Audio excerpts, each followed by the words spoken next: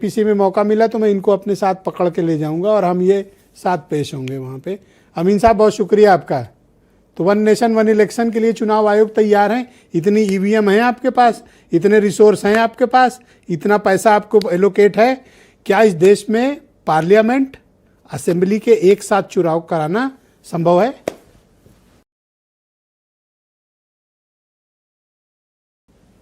देखिए, आपने अभी जो बात कही वन नेशन टू इलेक्शन, वो एक बहुत अजीब बात है, लेकिन बात सही भी है कि असेंबली का अलग करा दिया जाए, पार्लियामेंट का एक साथ करा आपका माल्यार्पण करूंगा सर। Thank you sir.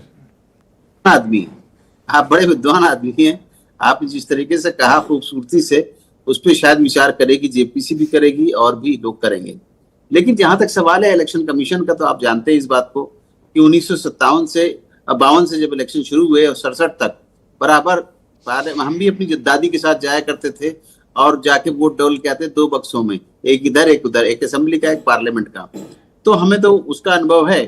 तो अगर ये इलेक्शन एक जगह करा दिए जाएं, तो जहां तक सवाल है पैराफेरिया का, स्ट्रक्चर का और लोगों के मैन पावर का, सिक्योरिटी का, बहुत चीजें जो हैं एक जैसी हो जाएंगी और उनके खर्चे बच जाएंगे। सिक्योरिटी का मूवमेंट भी कम हो जाएगा, एक बार लगी और इलेक्शन हुए, काम खत्म।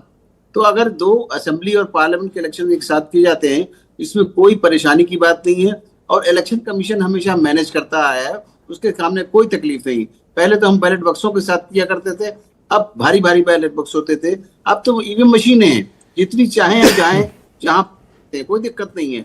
और जहां तक सवाल है 7 लाख करोड़ का जो खर्चा होता है, वो किस पे जाता है? देश की जनता के ऊपर जाता है, देश के ऊपर भार है।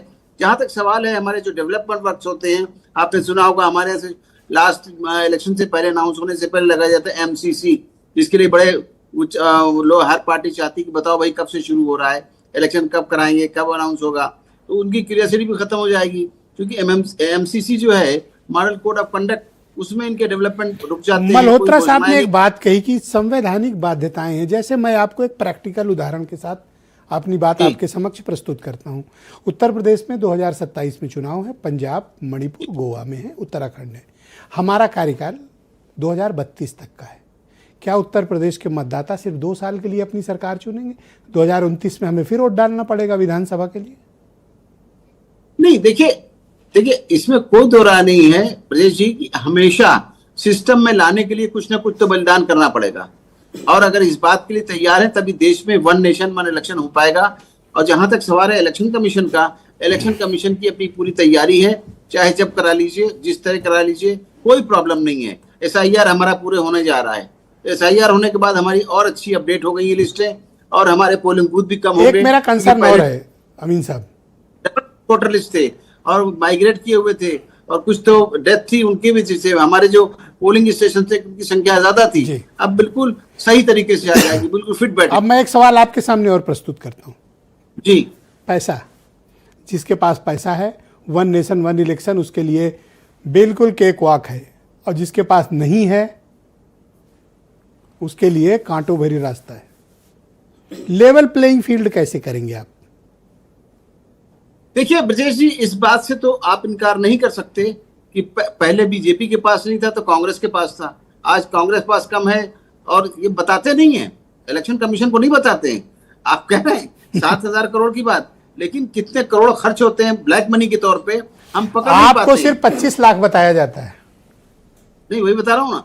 वो भारत में कौन नेता है जो 25 लाख में चुनाव लड़ता है? जरा मुझे भी तो मिलाओ उससे, मैं तो उसको माल्यार्पण करना चाहता हूँ।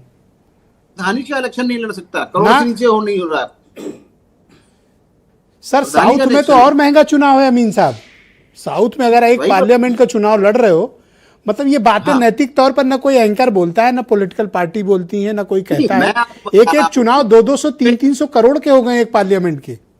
इन पे इतनी रेड की जाती है, इतने हमारे ऑब्जर्वर लगाए जाते हैं, चाहे वो पुलिस ऑब्जर्वर हो, रेवेन्यू का ऑब्जर्वर हो, पीआईबी का ऑब्जर्वर हो, यानी प्रेस के लिए, पब्लिसिटी के लिए, हर चीज का एक ऑब्जर्वर है।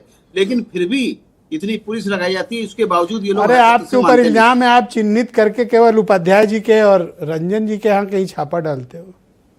ये तो कहना इनकी गलत बात है, इनके सामने भी होता था। अरे इनके एहसास में कह रहा हूँ, आप अफेंड ना फील करें। एक चीज आप कंफर्म करिए, क्या कांग्रेस की गवर्नमेंट थी तभी मोदी जी चुने गए ना? जी। इन्होंने क्यों नहीं कुछ कर लिया? कुरैशी साहब का बयान आ चुका है कि दबाया नहीं गया कभी, ना इलेक्शन कमीशन दबा है। बहुत शुक्रिया सर। मैं इस डिबेट को आगे बढ़ाना चाहता हूं और इस परिचर्चा का दूसरा चरण